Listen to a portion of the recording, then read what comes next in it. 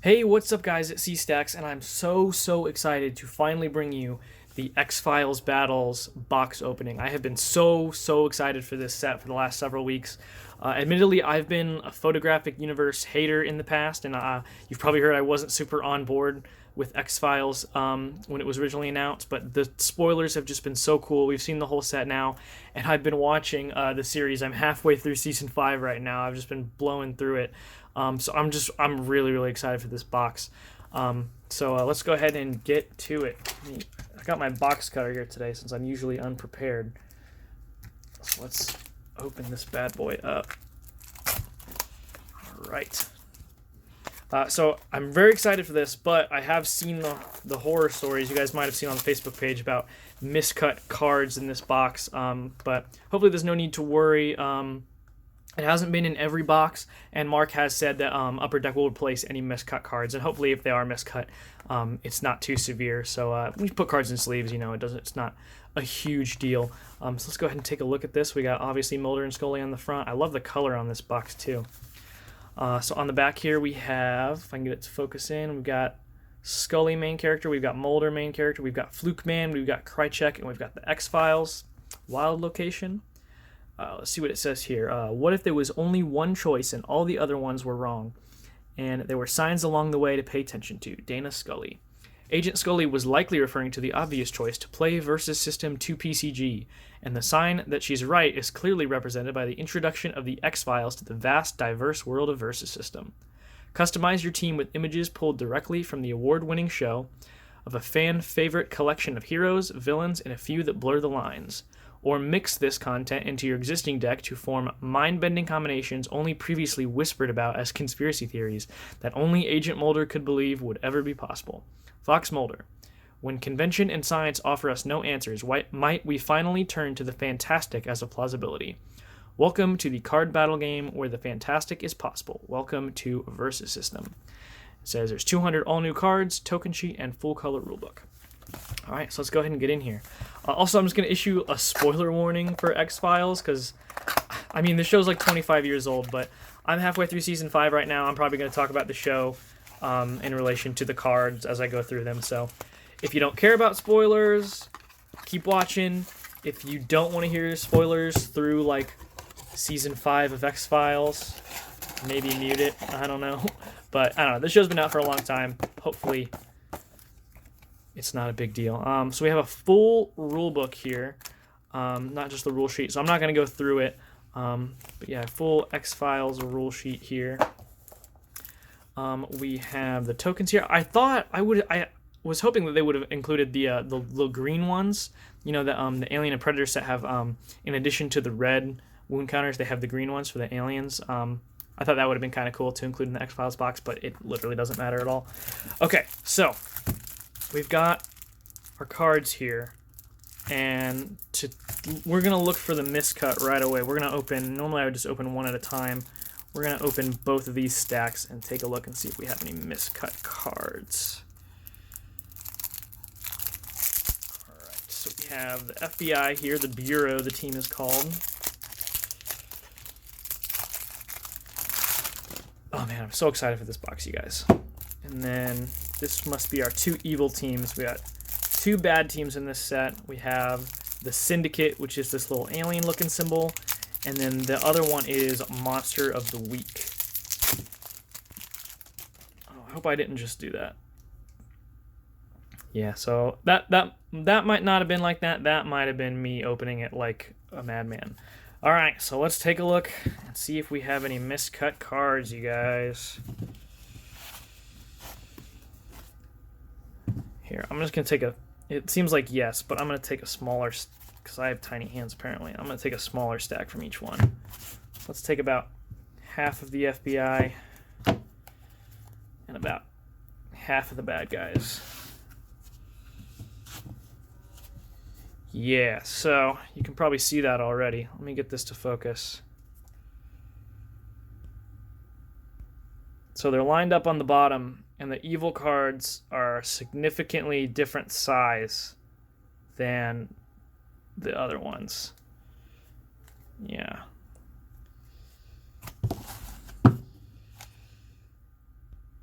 So that's kind of a bummer.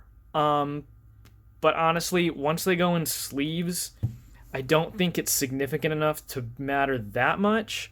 And if you are concerned about it, Mark has said that Upper Deck will replace any miscut cards that you might have. So hopefully, no worries there, you guys. Anyway, so let's get into the cool stuff now, you guys.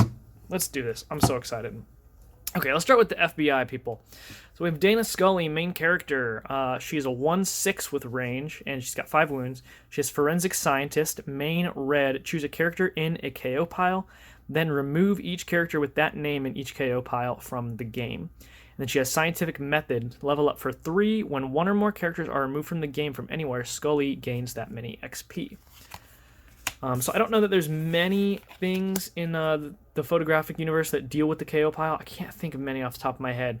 But if there are any that require looking at your KO pile or getting something out of your KO pile, Scully would be a good counter to that. All right, so level 2 Scully is a 4/9 now. She's got Forensic Scientist still, and now she has Applied Science. Main for a yellow, remove a supporting character from the game with the same name as a character that has already been removed from the game. That's pretty cool. Oh man, here's the guy himself. We got Fox Mulder. He's a 2/5 with a range, 5 wounds. He's got Spooky. Main for a blue, daze an enemy supporting character. If it's an evil character, you may stun it instead. If it has a space superpower, you may KO it instead. I like that power. I don't think it's that powerful, but I really like this main character. I'm really excited to play it. And then he has I Want to Believe, level up 4. When an enemy supporting character appears, Mulder gains 1 XP. If it's an evil character, he gains 2 XP instead. If it has a space superpower, he may gain 3 XP instead. And then level 2 Fox Mulder, he's a 6/7. He's still got Spooky, and now he's got Searching for Samantha. So build Earth. For the rest of the game, whenever you search your deck, draw a card. Use this power only once this game. So there are several search abilities in this X-Files box here. Most notably, there's the one that lets you search your deck for a card and put it on top. So if you use this, then that now says search your deck for that card, because you would put it on top and then you would immediately draw it. So that seems really cool to me. Here we got Walter Skinner. He has a 3/4 range, 5 wounds. He has Assistant Director. At the end of your turn, you may move another character on your side to your front or back row. And then he has Pull Some Strings. Level up 3. When 1 or more other face-up characters on your side move during your main phase, Skinner gains that many XP. So I think in the photographic universe right now, this Assistant Director ability is the only thing that's going to trigger that. I don't believe there's anything in the photo universe with mobile yet. But mobile would trigger that. But this Assistant Director, even though it says at the end of your turn, that's still considered main phase, because your main phase is kind of one big phase with several sub-phases. So that will trigger your XP condition. And then at level 2, he's a 5/8 now. He still has Assistant Director, and now he has Military Veteran. So reaction green, when another character on your side gets stunned, put a +1/+1 counter on each face-up character on your side, and you may rearrange your formations. That power seems pretty good. His level 2 is much better than his level 1, I think. All right, we're into the supporting characters now, and these are some real good cards here. I always underestimate how much space I need for these 200 card boxes. I'm going to move the box out of the way for now, because I'm used to opening those little 55 card sets, and these 200 card boxes seem enormous now. All right, so we have 1 cost Frohickey. Got the Lone Gunman here. He's a 1/3, 1 health. He's got the Lone Gunman, so you can also power him up with Byers and Langley, his other 2 cohorts. He has Photography, so when this character gets powered up by or powers up Byers or Langley, draw a card.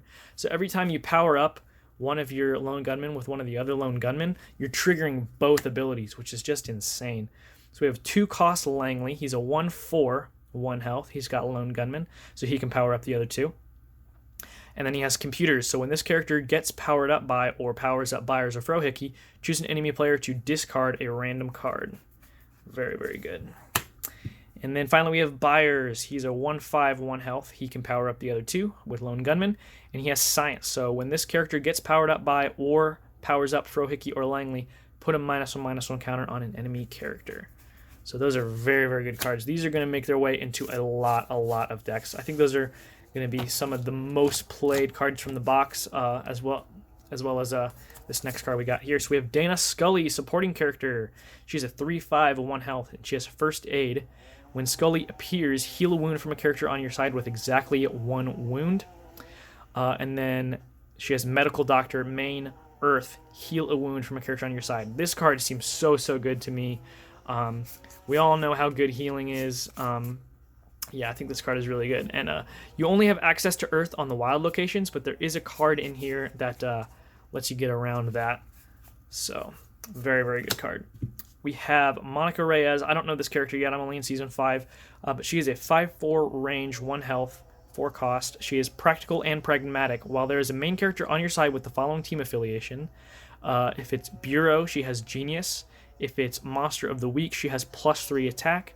And if it is Syndicate, she has +1 health. So the first thing that comes to mind with this is playing this in Talos main character deck, who has all photographic team affiliations, so she would have all those. So she would have a Genius, she would be an 8/4 with 2 wounds, which seems pretty good. So here we have John Doggett. This is the guy who he joins the team in later seasons, so I haven't seen him yet, but he's an 8/5 with a range, 1 health, and he has Most Wanted. When Doggett stuns a main character, draw a card. You guys know I love drawing cards. We got Skinner again. We got Walter Skinner, supporting character. He is a 6/8 range with 1 health. He has Friend in High Places. Bureau main characters on your side have +1 health. Pretty cool. Oh, this is a really good card right here. We have Molder, supporting character. He's a 7/9 range and 1 health.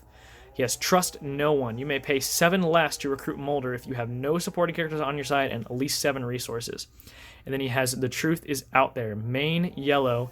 Name a card, search an enemy player's deck and hand for each card with that name, and remove them from the game. That just seems so good to me. And you can potentially play him for free, so you can play Molder and like Ego in the same turn, and then like remove a bunch of cards from your opponent's deck.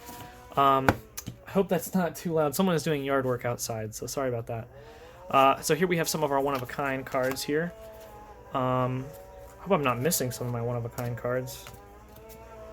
Okay, no, they're just later. Boy, that's very annoying. Hang on, let me see if I can do something about that. Alright, so hopefully that's a little better. So, we got Baby William, one-of-a-kind Bureau plot twist. Main, put an enemy equipment or supporting character into its owner's hands. A bit of a one-for-one removal card, pretty good. This card's incredible. We have Deep Throat, another one-of-a-kind. Main, until your next turn, if a card would enter an enemy player's hand, they reveal it, and if it's a supporting character, put it in its owner's KO pile instead. So that's really good. Let's look at these other one-of-a-kind things first. So there's one. I don't know why they're in such a weird order. Okay. So we have kind of the counterpart to Deep Throat. We have X. So he is main. Until your next turn, if a card would enter an enemy player's hand, they reveal it, and if it's equipment, location, or plot twist, put it into its owner's KO pile instead. So if you had both of these, any cards your opponent drew would have to be discarded. So very good. This one's a little less good, but still a cool card. So we have Max Fennig. So main, name a team affiliation and choose an enemy player to reveal their hand. For each revealed character with that team affiliation, put that many +1 counters on a character on your side. So would be pretty good in like a mono format. But yeah, the Deep Throat and Mr. X are like really cool. Alright, so here's like one of the highlight cards in the set. We have I Need Your Help. Main, search your deck for a card, shuffle your deck, then put that card on top. Absolutely insane. Kind of a generic search card. I mean, it's not generic because it's Bureau, but like you can search your deck for any card. There's no like search for an equipment or whatever. This card is just really good. This is going to see a lot of play. We have the Lone Gunman Newsletter. Any turn combat, put a +1 counter on a character on your side in the combat. This combat, the next time an enemy player uses a superpower or an enemy player plays a plot twist, cancel it. So this is kind of a better Spellbound.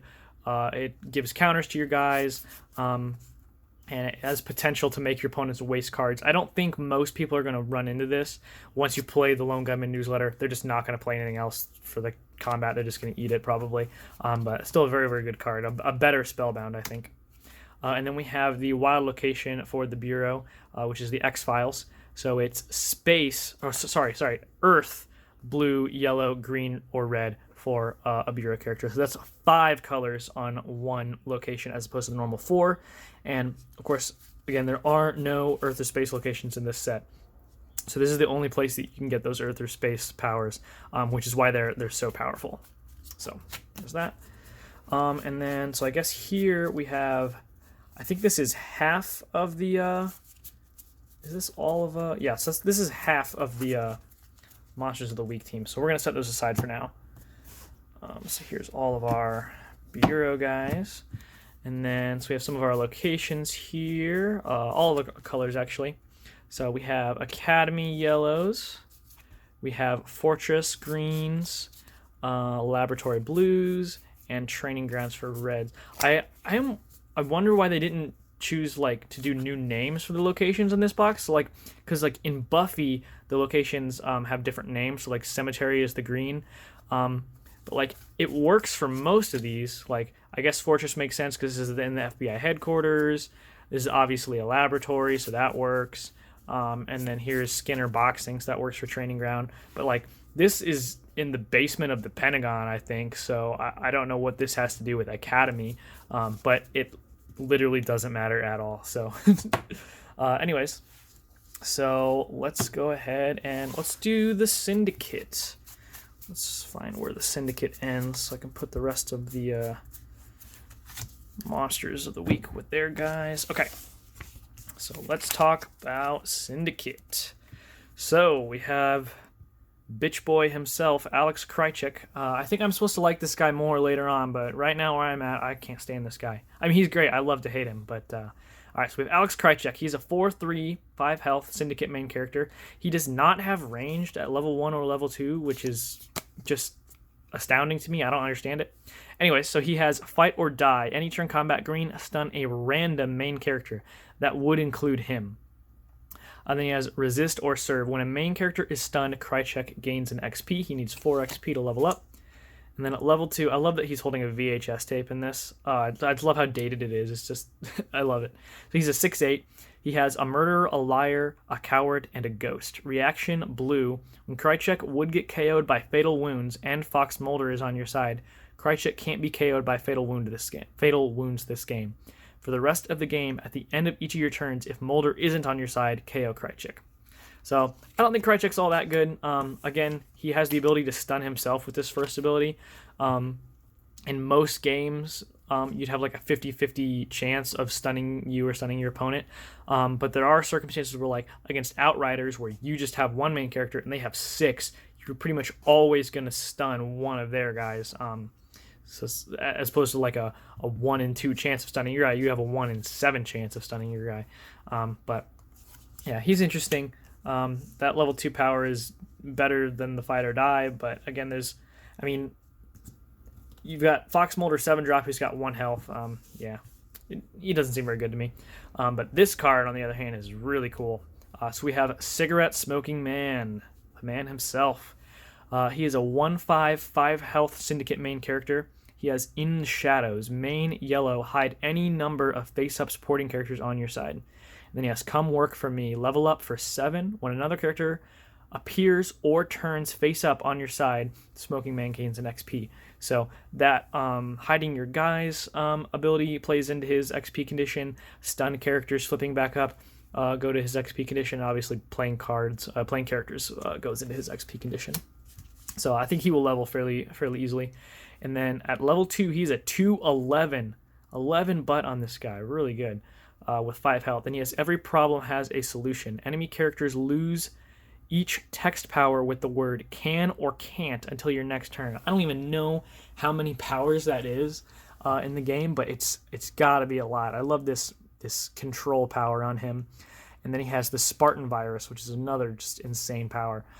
Main, yellow, red. Choose a supporting character on each player's side. KO each other supporting character. So you choose one on your side, one on your opponent's, and that's all that's going to be left. You have both players are going to go down to 1 supporting character. So like the best thing I've thought of for this so far is there's Thanos supporting character from the MCU stuff that makes your opponent KO one of their characters every turn. So you play your Thanos supporting character, and then you use the Spartan Virus, keep your Thanos, and put your opponent down to one character. And now they're down to having just their main and one supporting character, and they have to KO a character every turn with Thanos. So that seems pretty good to me. Definitely think Smoking Man is a good card. Here's another card I love. So we have Colonist, main character, 2/4, flight, 6 wounds, Syndicate main character. And they have Prepare for Colonization, build for a space. For the rest of the game, supporting characters you own have Swarm, which just seems incredible to me. And then they have Watch and Learn, level up 4. When each of the following appears the first time this game, the Colonist gains an XP, Academy, Fortress, Laboratory, or Training Ground. So he will likely take all 4 turns to level, but that, given all your guys' Swarm, seems just so good to me. And then we have Colonist level 2, 6/7. They have Plan for Invasion, main space, put a +1/+1 counter on each character with Swarm on your side, which, assuming you use this first power of this game, would be all of them. And then Alien Abduction, main for a blue, search your deck for an abduction plot twist and play it. Abduction is a really, really strong plot twist that we will get to momentarily, I'm sure. Here's a really good card. We alluded to this earlier.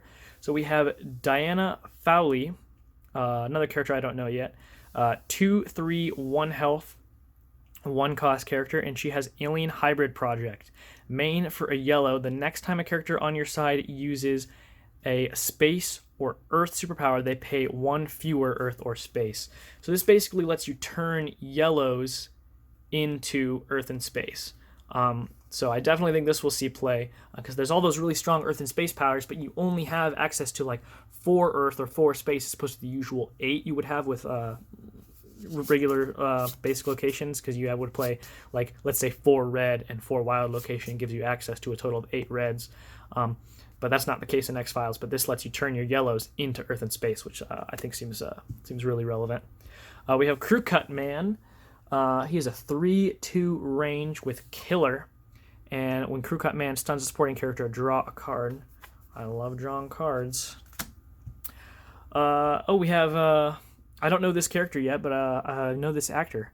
So we have Noel Rohrer. I'm probably butchering that because I haven't seen this episode yet. But this is, Casey from Chuck, Jane from Firefly. I think that's so cool.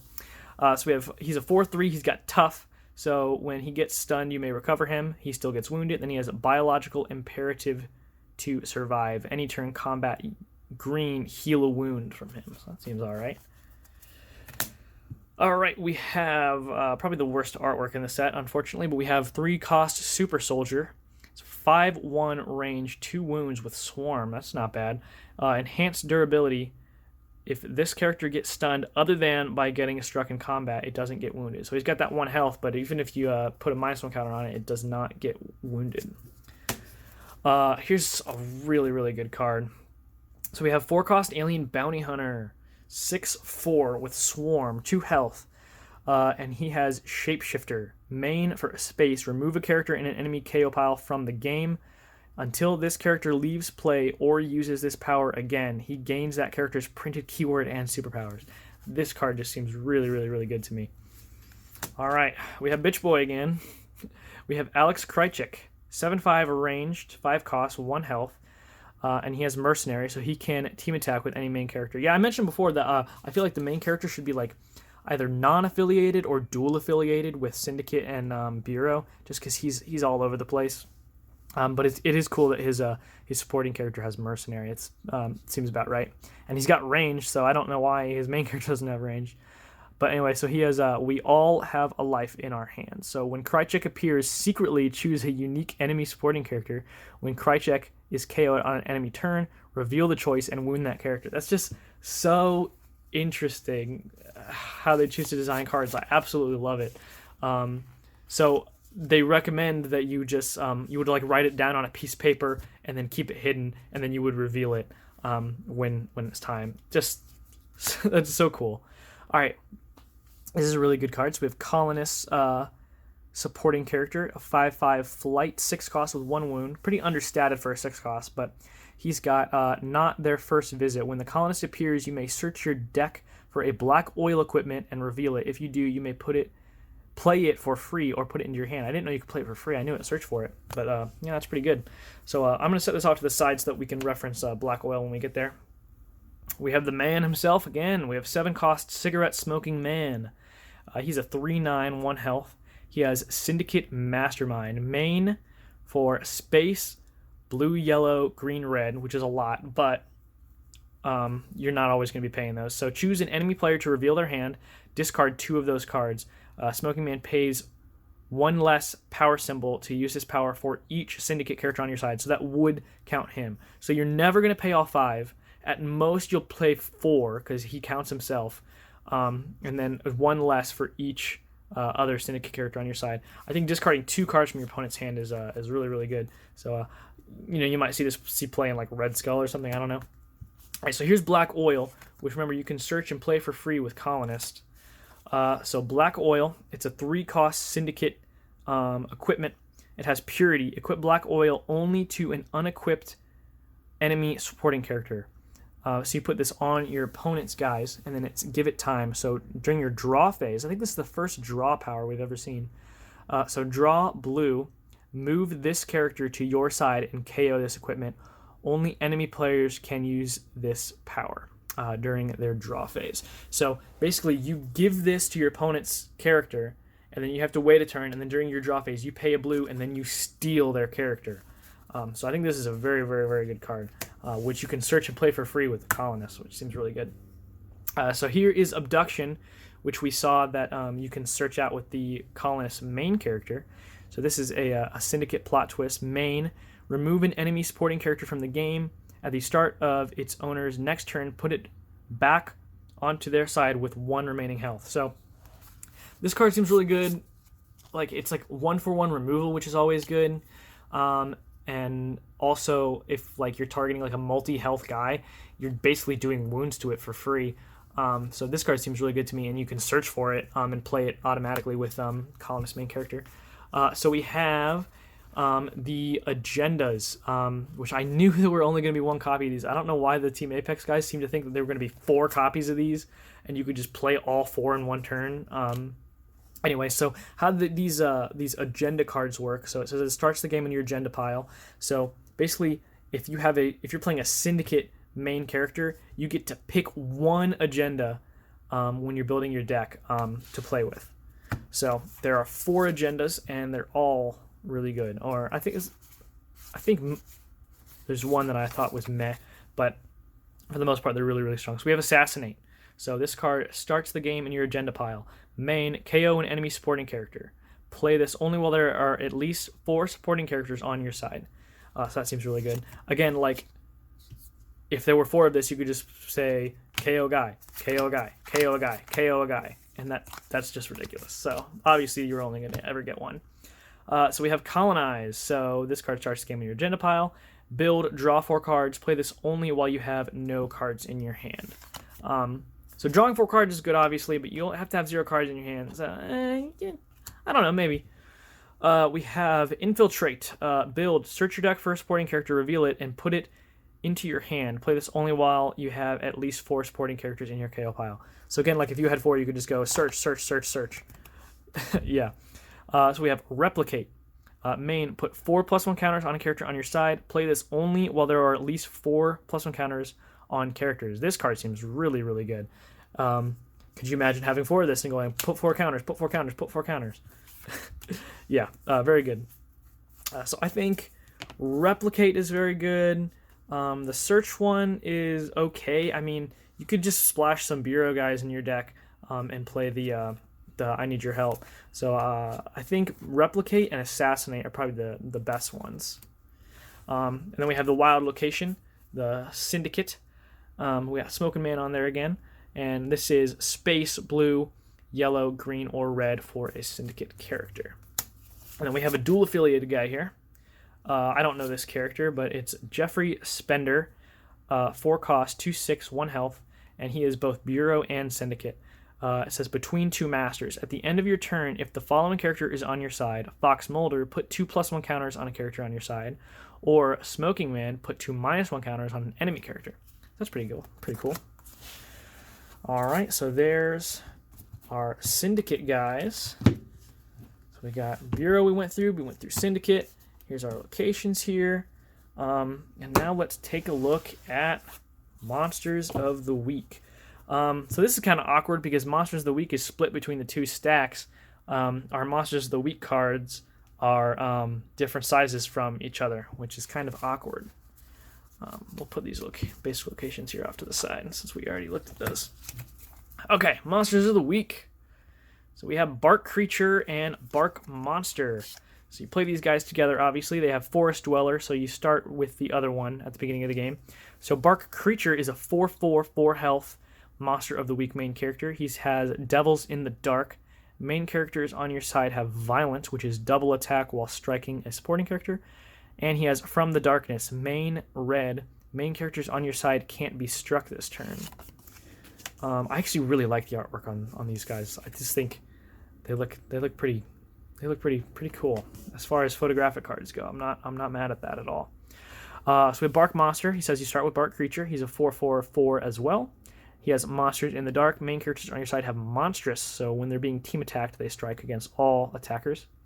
And he has Into Darkness, main, yellow, hide each main character on your side, which seems really, really good. This was a really good episode, too. Just watched it a couple days ago. All right. Oh, man. This is one of the main characters I'm so excited for. It also has some of the worst artwork, but this card is very excited for this card. So we have Eugene Victor Toombs, main character, 3/4, 5 health. He has Squeeze. So main red, until your next turn, Toombs can't be attacked while he is between two cards on your side. So he has to be physically, you have to like arrange your cards so that he's between two things, which I think is just so cool that you have to like pay attention to like how you're organizing now. And then he has Livers and Onions. I love it. Level up 5. At the end of each player's turn, you may remove a character in their KO pile from the game. If they do, Toombs gains an XP. So kind of a slow level up condition, but I mean you can keep the wounds off with that Squeeze ability. This is the guy who like his bones are like bendy and he pops his joints out of place and sneaks into places. It's so gross. So we have level 2. Here he's a 6/6. He's still got Squeeze, which is great. And he now has Hibernate, which we have previously seen on Fin Fang Foom main character in the Illustrated universe. So it's main, blue-green, Toombs is hibernating. If he's face up at the end of your turn, heal a wound from him. When he attacks, defends, or uses a superpower, hibernation ends. So this is super flavorful because so this guy's like immortal. He's been alive for like almost 100 years, and he will wake up from his hibernation, kill some folks, take their livers and like eat them, and that will sustain him for a while, or he goes into hibernation and then he wakes up and needs some more livers. So yeah, this card I think seems really good, not being able to be attacked. There's some really cool stuff you can do with this and one of the equipment in the box. So I think that seems like a very, very good card. All right, this guy.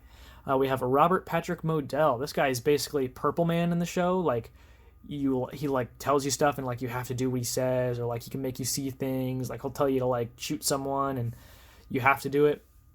There's very good episodes with this guy. So he is a 2/5 range, 5 health, and he has Pusher. Main red, choose one. At the end of the next enemy player's formation step, characters on their side with range must be in the front row, or characters on the side without range must be in the back row. So you can kind of just screwing up their formation, messing them up a little bit. Then he has Voice Command, level up 5. At the start of your main phase, he gains 1 XP for each range enemy character in the front row, and 1 XP for each enemy character without range in its back row. And then at level 2, he is a 5/8 range now. He is Searching for Redemption. While attacking an evil character, he strikes with double his attack. I thought this character was dead, but I don't recognize this shot. So maybe I am mistaken. Maybe I'm wrong. Maybe he comes back again. And then he has Kitsu Nigari. Reaction yellow. At the start of an enemy main phase, move an enemy main character with a main superpower to your side. You may have that character use one of their main superpowers for free. Oh, for free? That's awesome. Then that character moves back to exactly where it was. So it's worth noting that superpowers, unless stated otherwise, are only once per turn. So if you take their main character if you take their guy and use one of the superpowers and then you give it back, they can't use that superpower anymore this turn. So that's really a very cool main character. All right, so we have 1-drop Primordial Ice Worms, 0/5, 1 health with Icebreaker. So main for a yellow, choose a supporting character to get angry and violent. That's so flavorful because like these things like they crawl under your skin and they infect you and you like go crazy and like kill people and kill yourself, and it's like literally exactly that, angry and violent. Also, angry and violent is angry is I think angry is has to be in your first attack each turn if able, and violent is double striking with double attack when you strike a supporting character. We have Albert Tanner, 2 costs, 3/2, 3 wounds. Wow. He's got regeneration. At the start of your turn, heal a wound from Tanner. Yeah, this guy's basically Deadpool. Like, he's like got healing factor. Like even if you kill him, he'll just like in the show, like he gets decapitated and he just grows a new head. So that's what this is. He's growing a nasty new head. At one point, he like literally sheds his entire body like a snake skin and just gets a new body. It's crazy. And then he has you have something I need. So main green, remove each -1 counter from a character. If you removed at least 1 counter this way, heal a wound from Tanner. So he eats cancer. It's so weird. So like I guess like the flavor on this is pretty on point. He takes a -1 counter from you, something that's hurting you, and it heals himself. He eats your cancer and it helps him. Pretty cool. Here's a good card. Mostly just because of lethal, but so we have 3 costs DPO. He's a 4/2 with range, 1 health. He's got lethal, so when he wounds a defending supporting character, KO it. And then he has Summon Lightning, main for a blue, KO an enemy supporting character with cost less than or equal to the number of times a character named DPO on your side has KO'd an enemy character this game. So obviously that power gets better and better as it goes on. It's actually better than I thought it was when I first read it, because I thought it had to be with this power. But it's any number of times he has KO'd a character named DPO has KO'd a character this turn. So that includes things that he's killed in combat with lethal. So I think a 3 cost with 4 attack and range and lethal alone makes this playable. And then if you can keep him alive long enough, this power just becomes more and more relevant. But 3 costs, 4 attack, lethal, not bad. Especially if you're facing down this guy. Oh man, this card is so good. So we have 4 costs Golem. He is a 4/4, 2 wound. He's got swarms. You can have any number of this guy. He's bulletproof, so characters with range can't strike him, even in melee combat. And then he has Emmet. You can't lose the game. Absolutely insane. And this thing has swarm, so you can have multiple of this guy, and they have to kill all of them before they can kill you. It's worth noting that you not being able to lose and your opponent it's not the same thing as your opponent not being able to win. So you can't lose under normal circumstances, but if your opponent has some kind of alt win condition, like in the photographic universe, Captain America level 2 comes to mind, where if you gather the whole team, then you win the game. That will still cause you to quote unquote lose, because you're not losing, your opponent is winning the game. But you can't lose the game under normal circumstances with this guy. Super, super good. Here's like the ugliest monster in the show. Oh man, I love it. We have 5 costs Fluke Man. He's a 5/7, 2 wound, and he has Transmit Flatworm Larva. When the Fluke Man strikes a character, it is infected. At the end of each of your turns, put a -1/-1 counter on it. So that seems only okay to me, but I love how ugly this guy is. Literally like the ugliest monster in the show I've seen so far. We have 6 cost Phyllis Paddock, an 8/8 range, 2 wounds. Demonic Sacrifice. When Phyllis Paddock appears, an enemy player may KO a character on their side. If they do, remove her from the game. And it's been nice working with you. When Phyllis Paddock leaves play, draw 2 cards. I love drawing cards, but I don't love playing a 6 cost and then losing it immediately. So I'm not so sure about that. We have some more one-of-a-kind cards here. I like that there's a lot of one-of-a-kind cards in the box here, so this gives us more variety. I think that's a plus. So we have Aaron Starkey. I don't know this character yet. It's a 6/6, 3 wound, one-of-a-kind, and 2 sides of the same coin. When Aaron Starkey appears, each enemy player may search their deck for a Seraphim supporting character, reveal it, and put it into their hand, and then give the devil his due. When Aaron Starkey attacks a supporting character with cost 4 or less, remove it from the game. I don't see you ever playing this because I don't like giving my opponent cards. So we'll skip this for now and go to Seraphim, which is the card that you would be potentially giving your opponent if you play Starkey. So Seraphim is a 7-cost, 7/7 with flight, 3 wounds, one of a kind. When he appears, each enemy player may search their deck for a Starkey supporting character, reveal it, and put it into their hand. And then he has Protect the Nephilim. I think I said that right. Other supporting characters in this row can't be attacked if they have cost of 4 or less. So they kind of counter each other, which is interesting. We have one of the highlight cards of the set. There's got to be some crazy stuff you can do with this. We have 7-cost Gen Monster of the Week, 5/11, 2 wounds, one of a kind, and then be careful what you wish for. Build for a blue, make a wish. So if you don't know what a wish is a separate pile of 3 cards. You have to have 2 copies of each card. And when you make a wish, you pick one of those cards, you take 1 copy of it, and then your opponent takes the other copy of it.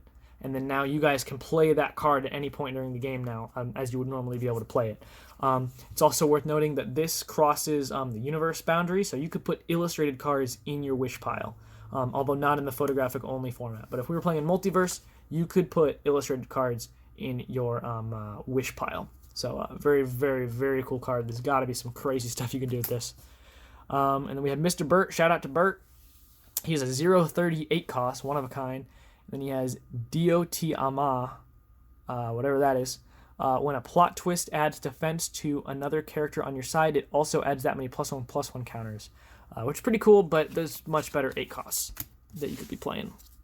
All right. Now we are into just some of the best cards in the set and in the photo universe are these Monsters of the Week equipment. So we have 3-cost Chingadal. I've not seen this episode yet. It is a 3-cost equipment Monster of the Week.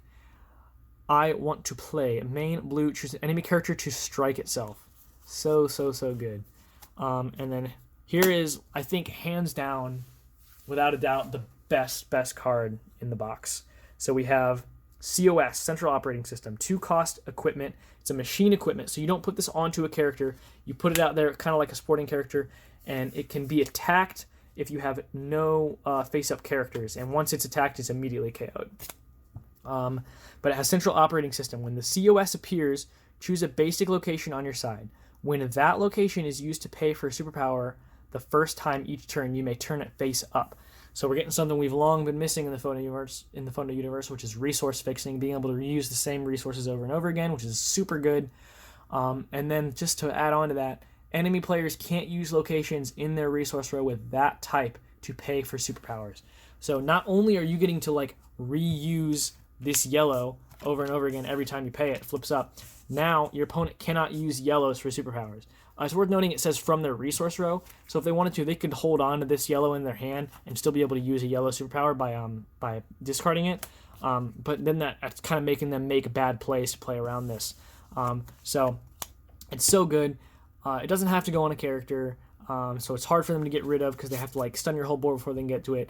It lets you reuse your locations over and over again, and it kind of stuns your opponent out of being able to use superpowers, or kind of makes them have to play around it in awkward ways. So this card is just so good. I love that card. And also I a little bit hate that card.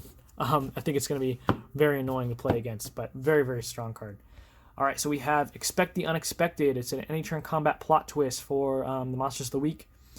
Choose a character on your side in the combat to get +4 attack, -4 defense, or -4 attack, +4 defense this combat. +4 defense ain't nothing to sneeze at. You run the risk of stunning yourself with that first one, but if you have at least 5 attack and you have a ranged, so you're making a ranged attack against something that doesn't have range, and there's no risk of you getting struck back, play this and get +4 attack. Seems pretty good. Here's another really good card. I love this. You guys know I love drawing cards. We have Government Denies Knowledge. Build, draw 2 cards, and remove 2 cards in your hand from the game. So this is technically a -1 because you are losing this card and you don't actually gain any because you're drawing 2 and then you're getting rid of 2. So you've essentially taken a -1. Like, so if you started out with 6 cards, including this, after you play this, you're now down to 5 cards. So it's technically a -1, but you are getting to dig deeper into your deck, which is always good. We don't have a whole lot of cards like this in the game. So even though it's technically a -1, I do think this is a strong card. Very good for stuff like Dormammu, which needs those removed from game cards to level. So I do think this is a solid card. Here's a card that's going to cause some problems. We have Parallel Dimension, one-of-a-kind plot twist. It's build, put this card onto your side as a 0/1 duplicate of your main character with 1 health. So you guys have probably seen the crazy stuff you can do with this in Mayor Wilkins, who cannot be wounded, and that power can't be turned off. So you would play this, it becomes a copy of your Mayor Wilkins, and this can never level up. It always stays exactly as it was when it appeared. So you just have an infinitely can't be wounded main character. You play this with Mayor Wilkins. There's also got to be some other cool stuff you can do with this. Just being able to make a copy of your main character. There's got to be some cool stuff that can be done with that. Very cool card. And then we have the Lazarus Bowl, one-of-a-kind equipment. Build, put a character or equipment from your KO pile into your hand. Very good. Always good getting cards back. And then we have the Monsters of the Week wild location here, which is the Bermuda Triangle, which is blue, yellow, green, red for a Monsters of the Week supporting character. For a Monsters of the Week character. So it's worth noting that this one only has the 4 colors on it. Monsters of the Week don't use Earth or space. So that was a long video. That is the X-Files battles. Man, I'm so excited to play with these cards. A little disappointing that they're miscut, but the miscut actually is not as drastic as I was expecting it to be. Maybe there's some variation with how bad it is, or maybe I'm just downplaying the miscutness of the cards. But I don't think it's that bad. I probably will reach out and see if maybe I can get them replaced. Honestly, I might not even worry about it because once they're in sleeves, I don't think it's that big of a deal.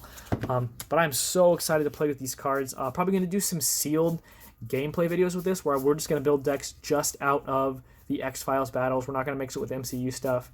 We're just going to play with X-Files stuff and play them against each other. Do some cool matchups, Smoking Man versus Molder, Toombs versus Scully, some cool stuff like that. So let me know what you guys think of the X-Files battles. I'm just super stoked to play with these. Let me know what your thoughts are. What are your favorite cards in the X-Files set? What's your favorite episode of X-Files? Let me know in the comments down below. And I'll see you guys next time. Bye.